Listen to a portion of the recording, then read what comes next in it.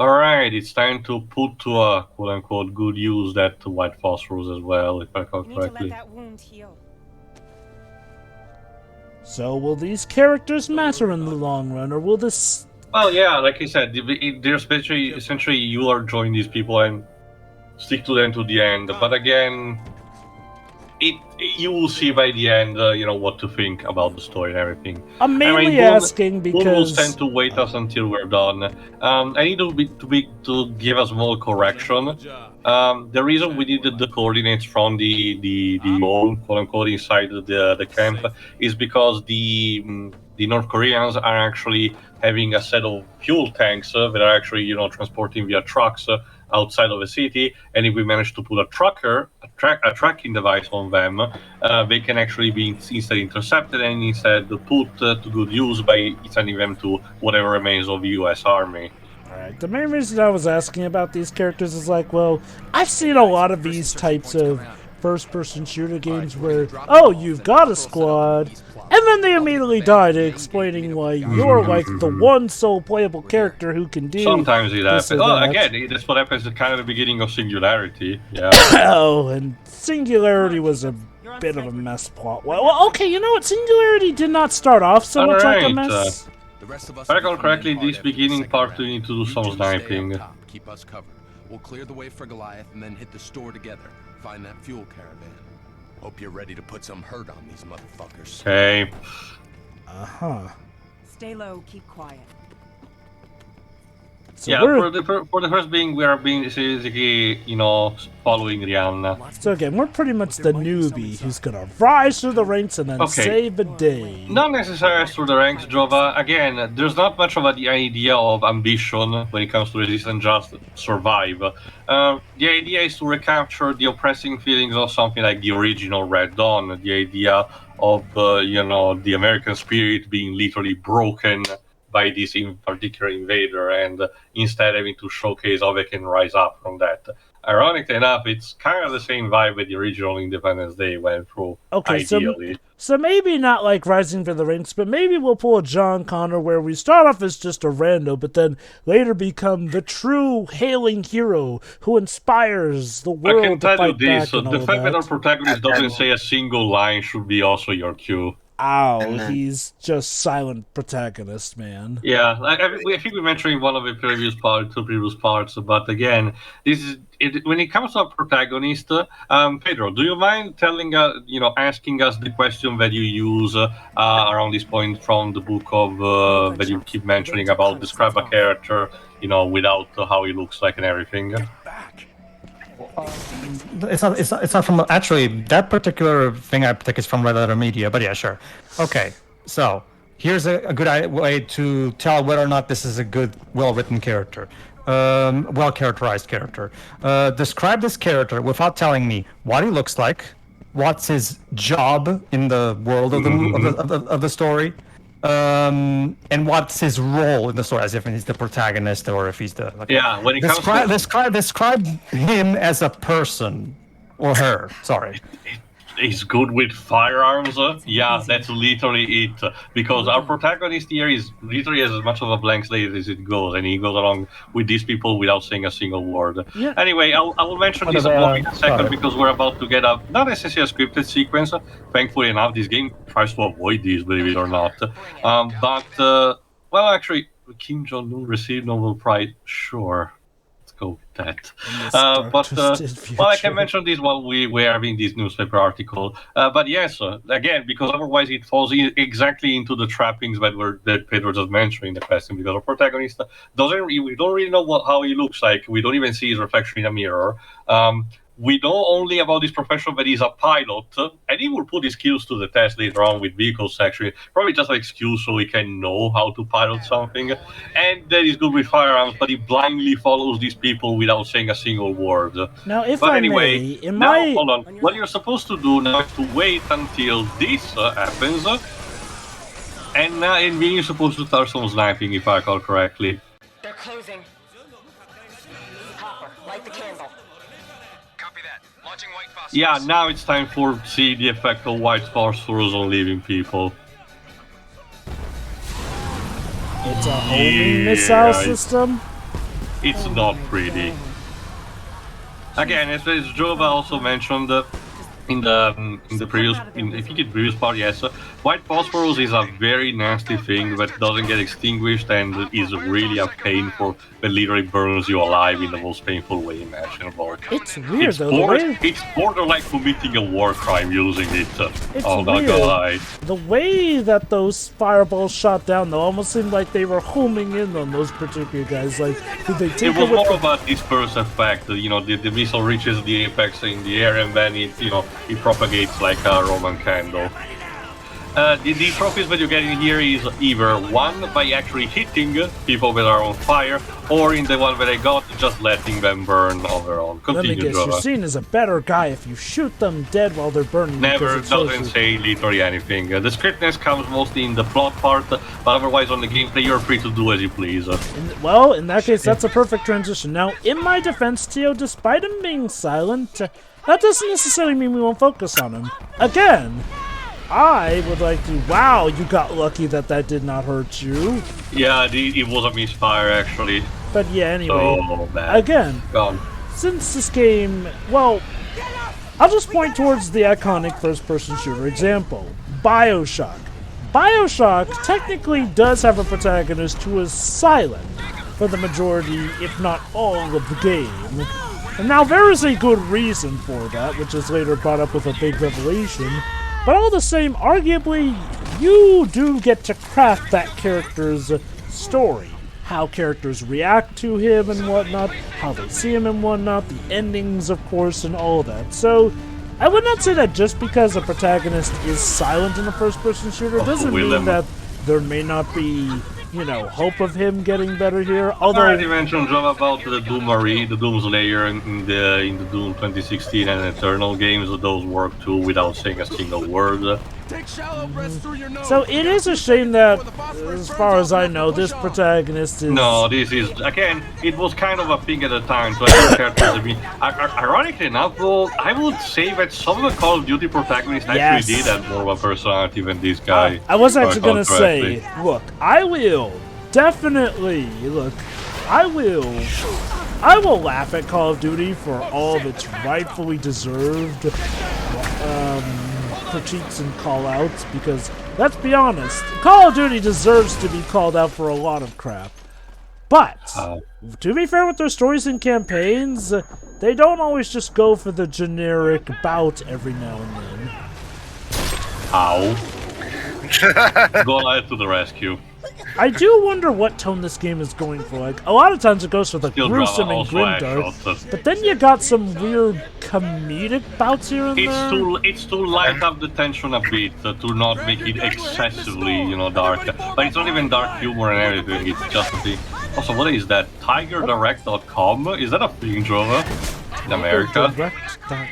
I know that there is some foreign placement. If I recall correctly, there's a Hooters later on in this level, believe it or not.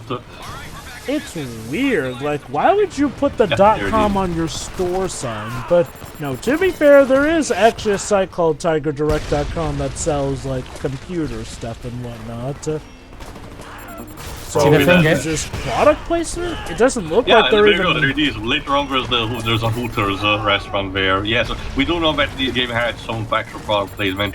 Again, though it was done not necessarily to gain extra bucks, you know, or anything, but to actually feel, in the words of the development team, they wanted to make it feel a bit closer to reality, and it's represented by the fact that they did not really have a preference on what to choose. If I may, it does seem like this game's going for a bit of a missing the forest for the trees kind of thing. Don't get me wrong, having real companies like this is a nice detail in making this feel more real, but it feels like they were focusing more on that than, you know, giving the story or main character flavor. Well, even in general, Jova, that's mostly just for the single player. Remember, the single player feels like it's a bit tacked on rather than, you know, in the focus with the multiplayer being attached to it. So as for the multiplayer, Yeah, the multiplayer, very reportedly, the multiplayer was really good. It's so bizarre to me that during the OG Xbox era, both Gears and Gears of War and Halo managed to craft games that had both a solid story and solid multiplayers. Oh yeah. But already starting with the 360 PS3 era, the line started to blur out a lot. Especially in third-party titles. The problem with 360 eras was, on one end, you had Call of Duty, which was pretty much, starting to, I don't want to say cheapen the brand necessarily, but let's be honest, Activision did not help the genre. Like, their tactic of constantly pumping games out, but being popular enough that everyone and their mother wanted to get the next edition so that they wouldn't get left out, prompted other companies to try and go the easier, cheap way out without having nearly the budget that Call of Duty has. And mind you, even with their immense budget, Call of Duty games are now in trouble because, shock of all shocks, Activision drove that into the ground. But regardless, I will also say this, compared to this particular level is trying a bit, at the very least, in trying to give, a bit of a spectacle. So there's the looters.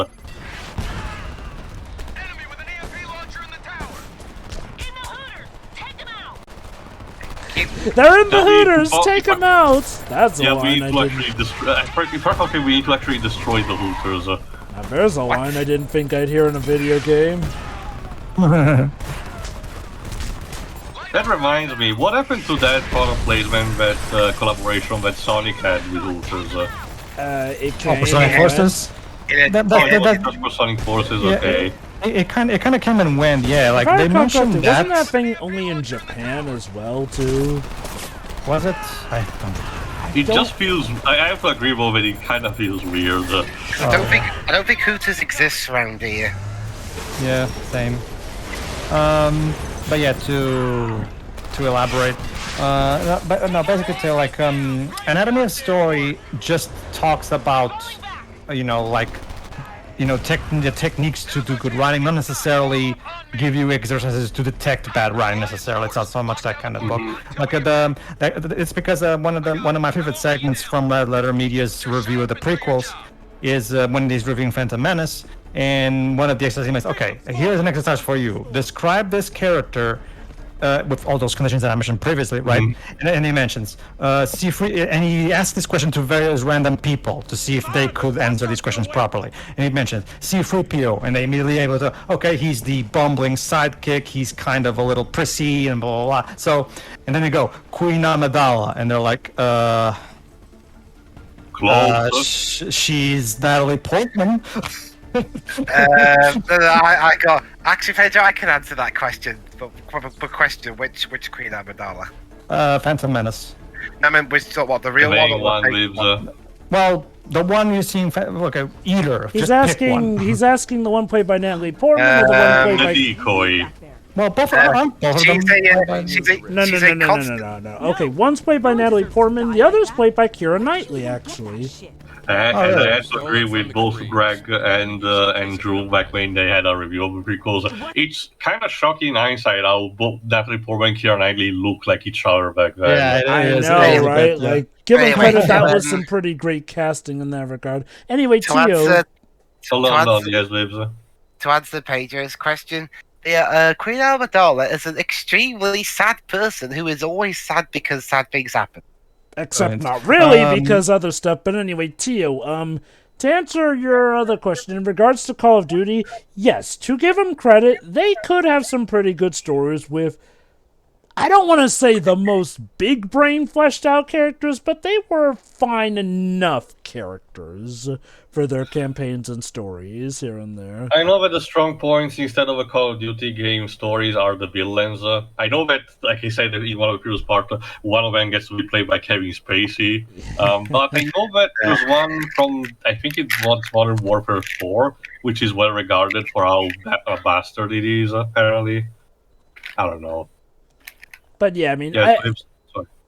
No, go on, Joe. Sorry. I do think, again, this ties into kind of this issue had with this game here in the regards that this definitely feels like a game that was trying to get in on that Call of Duty / Gears of War money without taking all the efforts in with the campaign. Now, mind you, maybe the multiplayer was great, However, one thing that is definitely becoming more apparent nowadays, players want a full-on experience in games like these. Like, yes, even if it's small, if you can make a good enough single-player campaign, you will net a lot more of an audience than just this or that. It's also bizarre because at E3, I frequently was either E3 2010 or 2011, this game actually did receive a bit of a marketing, not necessarily in a conference, but outside.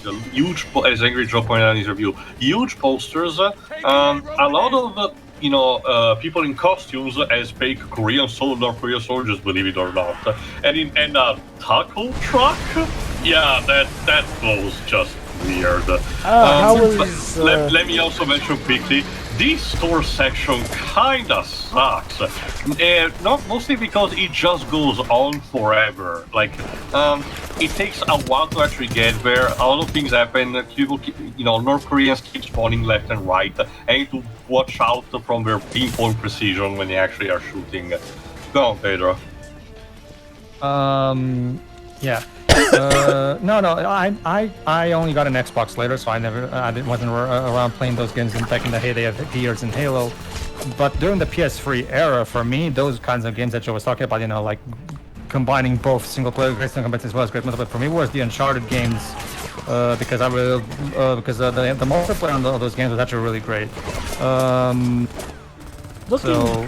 Looking back at, reactions to this game when it first came out back then, it's interesting, to say the least.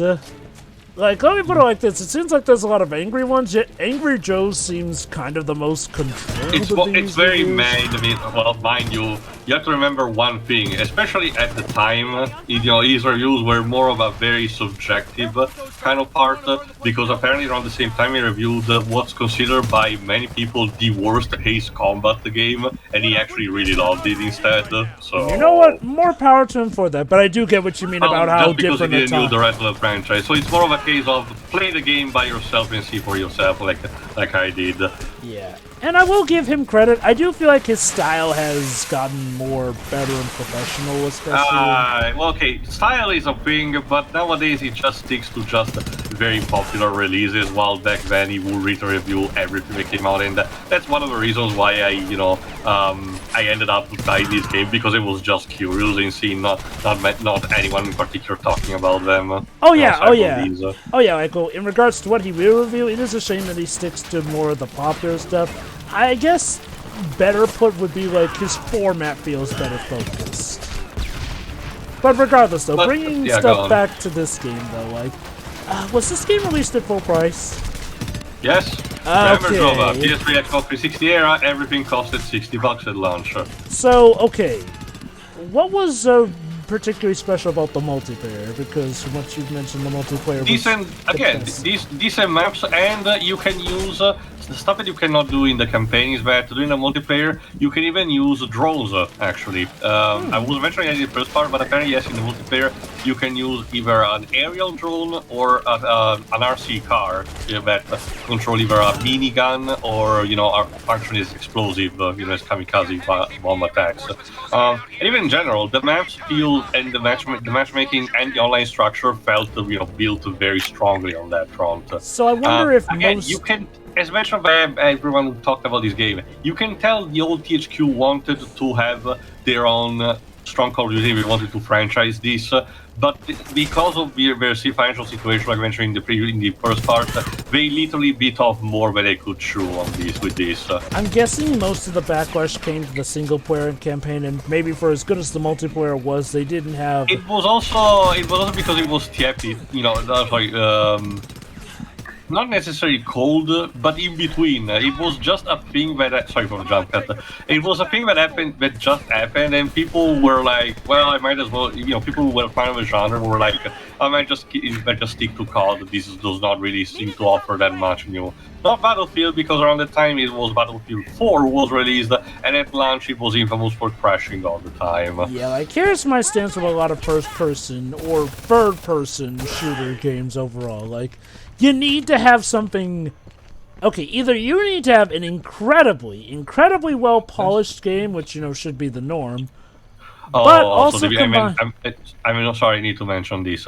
In this particular small section, now you have to pass through a set of stairs, if I recall correctly, and your NPC pull any turning marines and just stick to in front of you, or block your path constantly. We saw a glimpse of that in the previous part, but in this, and now you have basically a rage against time. No, sorry.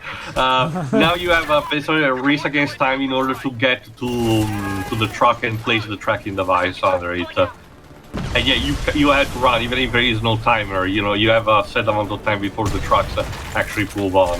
Thank God the people with the trucks aren't moving on after they hear these obvious explosions coming their way. Come on.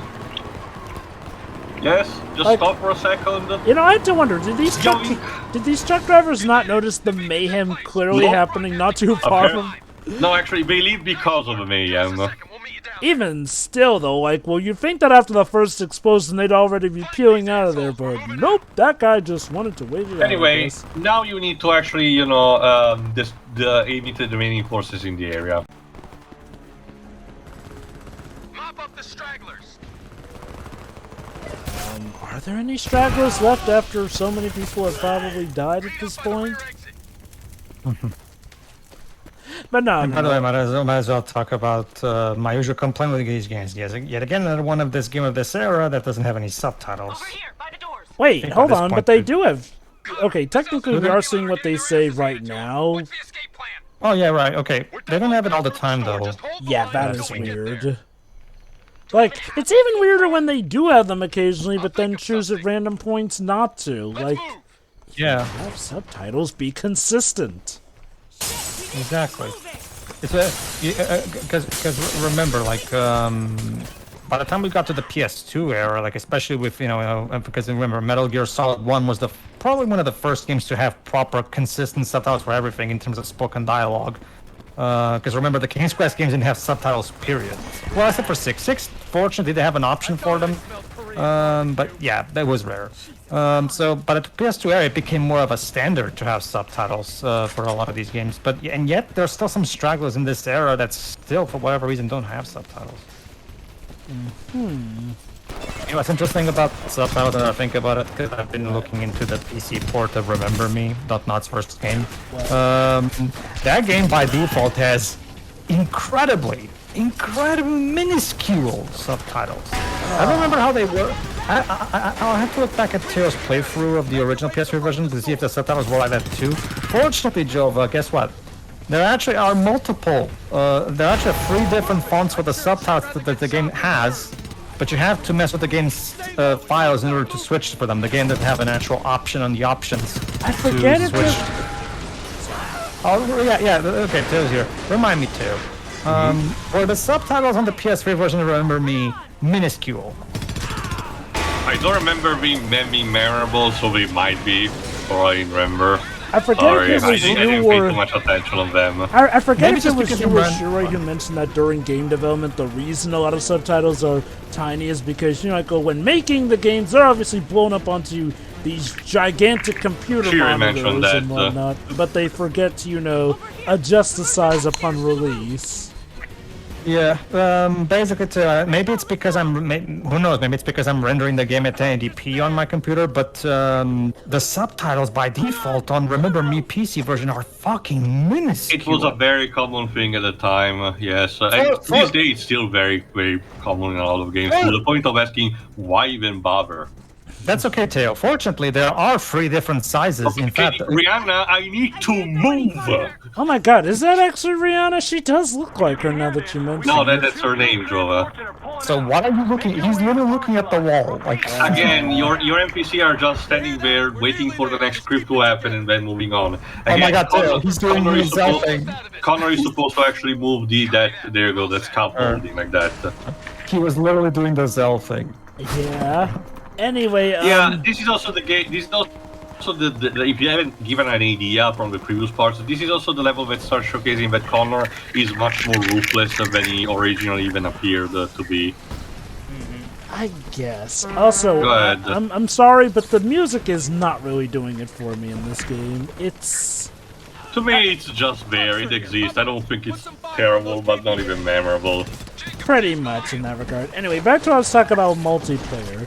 I feel like what a lot of games like these fail to realize is like, well, it's gotten to a point where you do need, at the very least, something that helps you stand out gameplay-wise. Like, look at the War for Cybertron games. Yeah, you could arguably compare their gameplay to Gears of War. However, that has the added benefit that you can literally become your own mode of transportation. Really, guys? Seriously. There we go. All aboard! Get us the fuck out of here! Alright, now for a final beat, you can actually destroy a couple of things with the Goliath, if I recall correctly.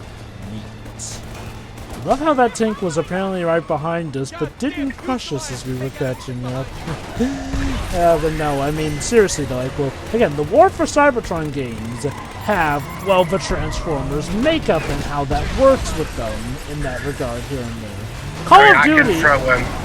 Call of Duty may be basic, but Call of Duty is kind of like the Mario of first-person shooters moves. It was not the first, mind you, but it has more or less become the codifier of first-person shooters. So even if they don't do much new stuff, they usually sell. Except for their latest game, which, yeah, finally Activision's own crap kept up with them, but far be it from me to dwell on that. And, I think, as for something I'm more familiar with, some of the better James Bond first-person shooters allow you to have more variety, like with the gadgets. That too, yes, exactly. That's another good example. BioShock, not necessarily multiplayer, but it does have, again, an interesting bout of its gameplay. I love how the name is literally Voice of Freedom. Yeah, that's the radio host that talks about the Resistance. So let me guess, Connor is so ruthless that eventually he might turn on us and we may have to put him down. Well, it's kind of the opposite. He's very dedicated to his country at whatever cost is necessary. But does this ever come to a point where we're in conflict with him, or is it just... Well, you'll see. Again, the game is not that long anyway. And well, next time instead we have to actually go back to the hideout, the Evan where we... Yeah, you are the Resistance. Yeah, let me just finish quickly. That's a thing too. That's okay. Remember, my PC port does have free subtitle options. Small one, big one, or big one with a bold font. Here's the problem. There's no actual thing in the actual settings. You have to mess with the game's text files in order to switch the subtitle font. So... good job on that, Don't Nod. Anyway, see ya. See you next part. See ya.